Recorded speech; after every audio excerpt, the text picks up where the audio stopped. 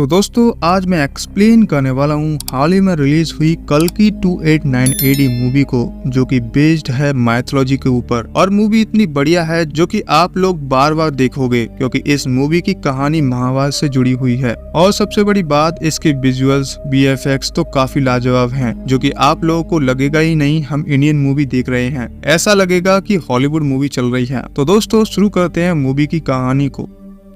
तो मूवी की शुरुआत में हमें महाभारत का युद्ध दिखाया जाता है, जहां अश्वत्थामा पांडवों से लड़ने के बाद गुस्से में आकर पांडवों के आखिरी वंशज यानी कि उत्तरा के कोख में पल रहे बच्चे पर ब्रह्मास्त्र छोड़ देते हैं और उसे मारने की कोशिश करते हैं, लेकिन भगवान कृष्ण उसे बचा लेते हैं। जिसके बाद अश्वत्थामा को श्राप देते हैं कि वह हमेशा जिंदा रहेगा, युग बदलते रहेंगे, लेकिन जब तक ये दुनिया रहेगी तब तक अश्वत्थामा जिंदा रहेगा। अब यह बातें सुनकर अश्वत्थामा को काफी बुरा लगता है और वह श्री कृष्ण भगवान से माफी मांगने लगता है। लेकिन कृष्णा का कहना था कि अश्वत्थामा ने एक ऐसे बच्चे को मारने की कोशिश करी है जिसने अभी तक जन्म भी नहीं लिया था, इसलिए कृष्णा कहते हैं कि अगर वह अश्वत्थामा को मार देंगे तो उसे मुक्ति मिल जाएगी। इसलिए वह चाहते हैं कि वह जिंदा रहे और अपने पापों का प्रायश्चित करें। जिसके बाद श्री कृष्ण भगवान उसके माथे से शिव मणि को निकाल लेते हैं ताकि अश्वत्थामा जिंदा रह सके। जिसके बाद अश्वत्थामा को एहसास होता है और फिर वो कृष्ण भगवान से माफी मांगने लगते हैं। तो कृष्णा कहते हैं जब कलयुग में पाप बढ़ जाएगा तो वह फिर से जन्म लेंगे, और तब जब वो जन्म लेने वाले होंगे तो अश्वत्थामा को उनकी रक्षा करनी होगी और इसी तरह से उनके पापों का प्रायश्चित हो जाएगा। जिसके बाद कहानी 6000 साल बाद दिखाई जाती है और हम कुछ लोगों को देखते हैं जो काशी जा रहे थे। यहाँ पर हमें मालूम चलता है अब पूरी दुनिया बदल चुकी है और साथ ही पूरी गंगा सूख गई है और बाकी सब कुछ बदल गया था। पेड़ पौधे पानी यह सब कुछ इतना कम था कि लोग भूख प्यास से मर रहे थे। जिसके बाद हम कुछ लोगों को देखते हैं जो कि काशी जा रहे थे, क्योंकि काशी उस दुनिया का आखिरी शहर था और वहाँ पर एक बहुत बड़ा कॉम्प्लेक्स था जिसके अंदर सब कुछ था। लेकिन उस कॉम्प्लेक्स पर राज यस्किन नाम के एक सुप्रीम का था जो खुद को वहाँ का भगवान समझता था। अब जो लोग काशी आ रहे थे उनमें से एक राय नाम की लड़की थी जिसने लड़कों की तरह गेटअप किया था ताकि वो पकड़ी न जाए। अब वो राय एक बूढ़े आदमी से पूछते है कि क्या वह यहाँ पर पहली बार आया है, तो वह आदमी बताता है कि वह अपने गाँव से पहली बार काशी आया है, क्योंकि वह जानता है कि वक्त बदलने वाला है। वह कुछ सितारों के बारे में बताता है जो अभी तक बदल चुके थे, यानी कि भगवान वापस आने वाले थे। और यहाँ पर हमें मालूम चलता है कि वह बूढ़ा आदमी एक रेबेलियन था और वो यस्किन के खिलाफ था और चाहता था कि भगवान वापस आ जाएं ताकि सब कुछ पहले जैसा हो जाए। उसे पूरा यकीन था कि भगवान वापस जरूर आएंगे। जिसके बाद वो बूढ़ा आदमी अपने लोगों के पास जाता है और उन्हें बताता है कि उन्हें प्रेग्नेंट लड़की को ढूंढना होगा, क्योंकि वह पता लगाना चाहता था कि किसकी कोख में भगवान का जन्म होगा। तभी वहाँ पर एक लड़की आती है जो कि प्रेग्नेंट थी। वो बूढ़ा आदमी उसके पास एक पत्थर को रखता है, लेकिन वो पत्थर चमकता नहीं। ये देखकर वो समझ जाता है कि यह वो लड़की नहीं है जिसकी कोख में भगवान का जन्म होगा। तभी वहाँ पर यस्किन के लोग हमला कर देते हैं और उन्हें पकड़ लेते हैं। जिसके बाद उनका एक सीनियर कमांडर वहाँ पर आता है और उस बूढ़े आदमी से उसके गांव के बारे में पूछने लगता है। यहाँ पर हमें मालूम चलता है कि वो बूढ़ा आदमी जिस गांव में रहता था उसके बारे में किसी को भी नहीं पता था और कमांडर उसी के गाँव के बारे में जानना चाहता था, लेकिन वह बूढ़ा आदमी उसे अपने गाँव के बारे में नहीं बताता। जिसके बाद कमांडर उस बूढ़े आदमी को धमकाता है कि अगर उसने गाँव का पता नहीं बताया तो वह उस प्रेग्नेंट लड़की को मार देगा। अब यह देखकर वो बूढ़ा आदमी उसे अपने गांव का पता बताने ही वाला था, लेकिन वो प्रेग्नेंट लड़की उसे रोक देती है, क्योंकि वह जानती थी कि अगर उस बूढ़े आदमी ने अपने गांव का पता बता दिया तो भी कमांडर उसे मार देगा। साथ ही वह नहीं चाहती कि उसका बच्चा ऐसी दुनिया में पैदा हो। अब यह सुनने पर कमांडर उसे मार देता है। तो वही बूढ़ा आदमी कमांडर को कहता है कि भगवान जल्दी वापस आएंगे और बुराई का अंत करेंगे। अब यह सुनने पर कमांडर गुस्से में आकर उसे भी मार डालता है। तो वहीं पर हम राया नाम की लड़की को देखते हैं जो यस्किन के गुंडों से भाग रही थी, पर हमें मालूम चलता है कि यस्किन के लोग लड़की को पकड़कर लैब में भेजते हैं। जिसके बाद उनके अंदर कुछ इंजेक्ट करते हैं। वो इंजेक्ट करने के बाद लड़कियां प्रेग्नेंट हो जाती हैं, लेकिन 3 महीने के बाद उनकी डेथ हो जाती है। यहाँ पर हमें मालूम चलता है कि वह जो लड़कियों के अंदर इंजेक्ट करते थे वह दवाई काफी स्ट्रॉन्ग थी, जिसकी वजह से उन लड़कियों की डेथ हो रही थी। यानी कि लैब में ऐसी कई सारी लड़कियां थी जिन्हें इसी तरह से जबरदस्ती कैद करके रखा जाता था। अब वहाँ पर एक सुमति नाम की लड़की भी थी जो प्रेग्नेंट लड़कियों की सेवा करने के लिए वहाँ पर थी। उसे भी पहले 2-3 बार दवाइयाँ इंजेक्ट की गई थी, लेकिन वो प्रेग्नेंट नहीं हो पाई थी। जिसके बाद हम वहाँ एक प्रेग्नेंट लड़की को देखते हैं जिसकी प्रेगनेंसी को 3 मंथ हो गए थे, लेकिन उसकी तबीयत अब खराब होने लगी थी। उसे टेस्टिंग के लिए लैब में लाया जाता है और उसके अंदर से एक सीरम को निकाला जाता है, और जैसे ही वो लोग सीरम को निकाल लेते हैं उस लड़की को एक टनल से आग में फेंका जाता है। यहाँ पर हमें मालूम चलता है कि अस्कीन को ऐसा सीरम चाहिए था जो कि 4थे मंथ की प्रेग्नेंट लेडी में होता है, लेकिन उस लैब में अभी तक कोई भी लेडी ऐसी नहीं थी जो बच्चे को 4 महीने तक कैरी कर पाए। जिसके बाद हम एक लड़के को देखते हैं जिसके पीछे यस्किन के लोग पड़े थे, क्योंकि वह लड़का भी एक रेविलियन था और वो लोग उसे पकड़ना चाहते थे। जिसके बाद वहाँ पर एंट्री होती है भैरवा की और उस लड़के को बचा लेता है। यहाँ पर भैरवा के पास एक रोबोट था जिसका नाम बुज्जी था। यहाँ पर हमें मालूम चलता है कि भैरवा का इस दुनिया में कोई भी नहीं था और भैरवा का बस एक ही सपना था कि वह उस कॉम्प्लेक्स के अंदर चला जाए। यहाँ पर हमें मालूम चलता है कि उस जमाने में पैसे नहीं बल्कि यूनिट चलते थे और जिसके पास 1 मिलियन यूनिट्स होते हैं वही कॉम्प्लेक्स में जा सकता था। इसलिए भैरवा कोई भी काम करने के लिए तैयार था जिससे उसे बहुत सारे यूनिट्स मिल पाए और वो कॉम्प्लेक्स जा सके, और इसलिए भैरवा ने उस लड़के को इसलिए बचाया था क्योंकि उस लड़के पर इनाम रखा गया था। अगर भैरवा उस लड़के को पकड़ लेता है तो उसे यूनिट्स मिल जाते हैं, इसलिए भैरवा उस लड़के को पकड़कर अपने पास रखता है। वो लड़का भैरवा को समझाने लगता है कि वह उसे छोड़ दे या उसके साथ उसके गाँव चले। दरअसल वो लड़का उसी गाँव से था जहाँ कहानी के शुरुआत में वो बूढ़ा आदमी दिखाया गया था। अब वो लड़का चाहता है कि भैरवा भी उनके साथ आ जाए ताकि वह सभी लोग मिलकर अच्छाई के लिए लड़ सकें, लेकिन भैरवा का ऐसा कोई भी इरादा नहीं था। भैरवा बताता है कि जब वह छोटा था तो उसने एक वॉर में अपने माता पिता को खो दिया था, तभी एक पायलट ने उसकी जान बचाई थी। जिसके बाद पायलट ने भैरवा को सब कुछ सिखाया। भैरवा उस पायलट के साथ मिलकर नई टेक्नोलॉजी और फाइट्स के बारे में सीखता था। अब वैसे ही भैरवा बड़ा हो गया और वह काफी ताकतवर था, इसलिए यस्किन के लोग उसे खरीदना चाहते थे और पायलट को भी यह अच्छा मौका लगा कि अगर वो भैरवा को बेच देगा तो फिर वो भी कॉम्प्लेक्स जा पाएगा, इसलिए उसने भैरवा को बेच दिया था। यस्किन के लोग वहाँ पर आकर भैरवा को ले जाने आते हैं, लेकिन यहाँ पर सब कुछ बदल जाता है क्योंकि उल्टा पायलट को भैरवा ने ही बेच दिया था और इससे पायलट काफी खुश होता है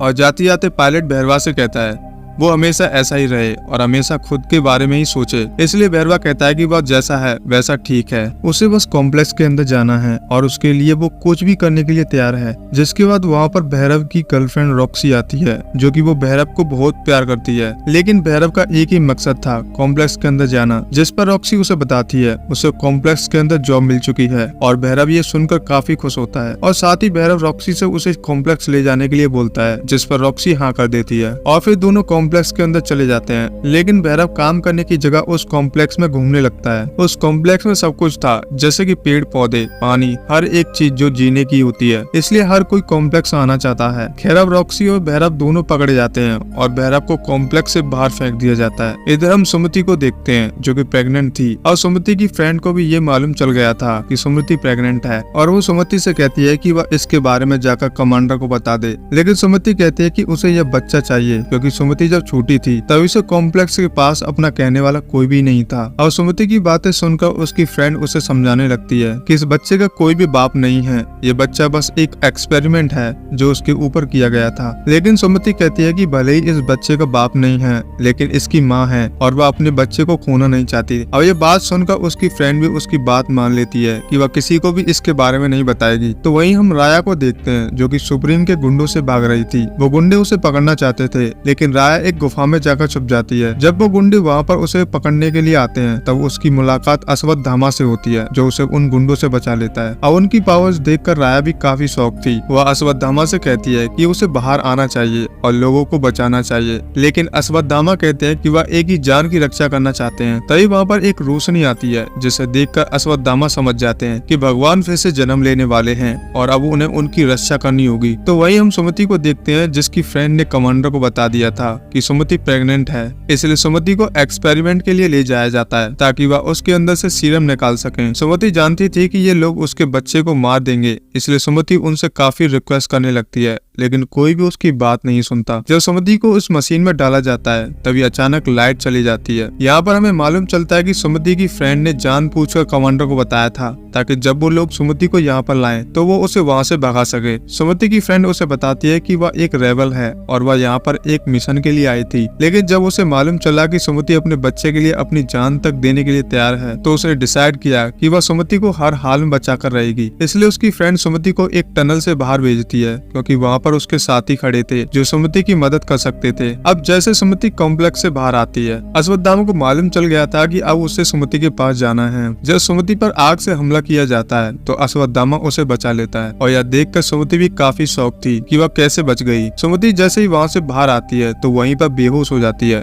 लेकिन उसके फ्रेंड के साथ ही सुमति को वहाँ से ले जाने लगते हैं। थोड़ी देर बाद जब सुमति को होश आता है तो कायरा नाम की लड़की उसे बताती है कि वह उसे अपने गाँव लेकर जा रही है, क्योंकि उसके गाँव में सुमति को कोई भी खतरा नहीं होगा। साथ ही वहाँ पर मरियम नाम की लेडी थी जो सुमति का ध्यान रखेगी। तो वहीं पर कमांडर को देखते हैं जो बहुत ही ज्यादा गुस्से में था क्योंकि सुमति वहाँ से भाग गई थी। कमांडर अपने लोगों से कहता है कि वो जल्दी से सुमति को ढूंढ ले, क्योंकि सुमति एक ऐसी लड़की थी जो 5 मंथ तक प्रेग्नेंट थी, इसलिए उसका सीरम काफी स्ट्रॉन्ग था और कमांडर को हर हाल में सीरम चाहिए था ताकि वो उसे सुप्रीम यस्किन को दे सके। तो वहीं हम भैरव को देखते हैं जो किसी भी हाल में कॉम्प्लेक्स जाना चाहता था और तभी उसे मालूम चलता है कि एक लड़की कॉम्प्लेक्स से भाग गई है और जो भी उसे पकड़ कर लाएगा उस पर 1 मिलियन यूनिट्स का इनाम है। अब ये बात सुनते ही भैरव अपनी तैयारी पर लग जाता है। भैरव के पास जो टेक्नोलॉजी थी उसकी मदद से वो पता लगा लेता है कि वह लड़की कहाँ पर होगी और वह उसे पकड़ने के लिए वहाँ पर जाने लगता है। अब बीच में उसे एक कमांडर मिलता है जो भैरव को रोक रहा था, लेकिन भैरव कहता है कि वह आज तक कोई भी लड़ाई नहीं हारा, इसलिए कमांडर को उस पर यकीन रखना होगा क्योंकि भैरव हर हालत में उस लड़की को पकड़ कर ले आएगा और कमांडर भी उसकी बात मान लेता है। तो वहीं हम सुमति को देखते हैं जो कायरा के गाँव जा रही थी,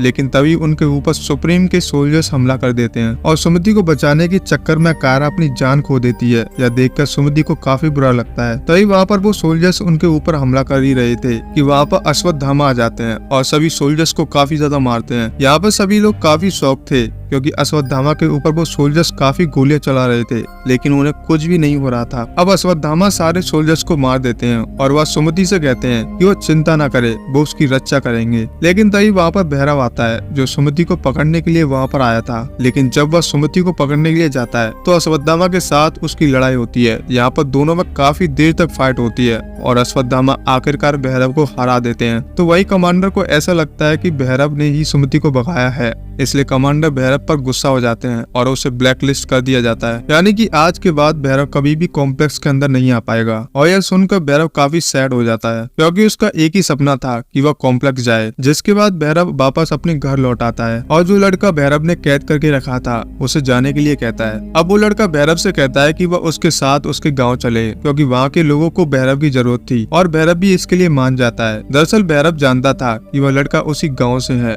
जहाँ पर सुमति को ले जाया गया था, इसलिए भैरव जानबूझकर वहाँ पर आ रहा था ताकि वह सुमति को पकड़कर वापस ले जा सके। तो वही सुमति मरियम के गांव पहुँच गई थी। मरियम उसका काफी ध्यान रखती है और सुमति को बताती है कि उसका बच्चा बहुत खास है और सुमति को पता चल गया था कि वह किसी साधारण बच्चे को जन्म नहीं देने वाली। तो वही सुमति भी समझ नहीं पा रही थी कि उसके बच्चे के अंदर ऐसा क्या है जो इतने सारे लोग उसके पीछे पड़े थे। जिसके बाद हम भैरव को देखते हैं जो उस रेविलियन लड़की के साथ उनके गाँव में आ गया था। जैसे भैरव वहाँ पर आता है वह उस लड़की को और उसके साथी को बेहोश कर देता है और सुमति को ढूंढ कर उसे ले जाने लगता है, लेकिन अश्वत्थामा उसे देख लेते हैं और उसे रोकने के लिए फिर से उन दोनों के बीच में फाइट शुरू हो जाती है। तो वही हम कमांडर को देखते हैं जिसे भी सुमति का पता लग गया था, इसलिए वह भी वहाँ पर अपनी फौज लेकर आता है और उनके गाँव के ऊपर हमला करने लगता है। तो वही गाँव वाले भी सारे रेविलियंस थे और वह भी उनके साथ फाइट करने के लिए तैयार थे और रेविलियंस और कमांडर के लोगों में फाइट शुरू हो जाती है और अश्वत्थामा और भैरव की फाइट भी चल रही थी। दोनों एक दूसरे को काफी टक्कर दे रहे थे क्योंकि इस बार भैरव काफी तैयारी के साथ आया था कि वह इस बार किसी भी हालत में अश्वत्थामा को हरा कर रहेगा।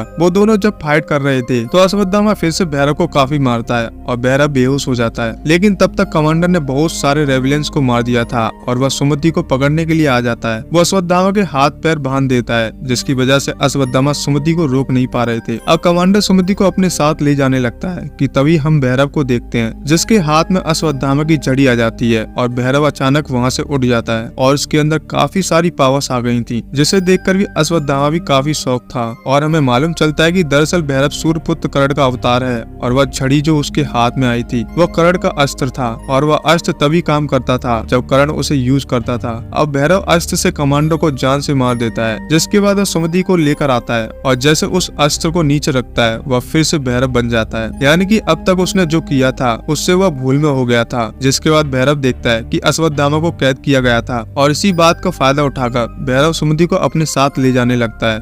सुमति भैरव से गिड़गिड़ाने लगती है कि वो उसे कॉम्प्लेक्स न ले जाए, लेकिन भैरव उसकी एक बात ही नहीं सुनता और उसे कॉम्प्लेक्स के लिए ले जाता है। लेकिन अश्वत्थामा भी कुछ नहीं कर पाते और इसी के साथ ये मूवी यहीं पर समाप्त हो जाती है। लेकिन जिसके बाद हमें मिड क्रेडिट सीन दिखाया जाता है कि सुप्रीम का एक आदमी सुप्रीम के पास एक बूंद सीरम लेकर आता है जो सुमति में से निकाला गया था, और जैसे ही सुप्रीम अपने अंदर उसे इंजेक्ट करता है वो फिर से यंग होने लगते हैं। यह देखकर उनका आदमी भी समझ जाता है कि वह सीरम कितना पावरफुल है, क्योंकि उस सीरम से कोई भी जवान हो सकता था और हर चोट को भी भर दिया जा सकता था। इसलिए सुप्रीम को हर हालत में सुमति चाहिए थी ताकि वह सीरम ले सके और साथ ही वह उसके बच्चे को मार सके, ताकि हमेशा सुप्रीम का ही दुनिया पर राज हो। और इसी के साथ कल्कि 2898 मूवी यहीं पर समाप्त हो जाती है। और इसका ये पहला पार्ट था और अगले इसके पार्ट में इस मूवी की कहानी बताई जाएगी। अब ये नहीं पता कि अगला पार्ट कब आएगा, उसके लिए हमें वेट करना पड़ेगा, क्योंकि मूवी बहुत ही बढ़िया है। इसके अंदर नाग अश्विन ने बहुत ही अच्छा काम किया है, जो कि मैं मानता हूँ ऐसी मूवी इंडिया में कोई भी नहीं बना सकता जो कि अश्विन ने बनाई है। और बॉलीवुड वाले तो टॉलीवुड के आगे फेल हैं, क्योंकि ऐसी मूवीज बनाना बॉलीवुड के बस की बात नहीं। तो दोस्तों, आप लोगों को ये मूवी कैसी लगी तो कमेंट करके आप जरूर बताना, और इसमें आप लोगों को इंटरेस्टिंग पार्ट कौन सा लगा कमेंट करके जरूर बताना। तो दोस्तों, फिर मिलता है एक और मास्टरपीस मूवी के साथ। तब तक के लिए आप हमारे चैनल को जरूर सब्सक्राइब कीजिएगा। जय हिंद दोस्तों।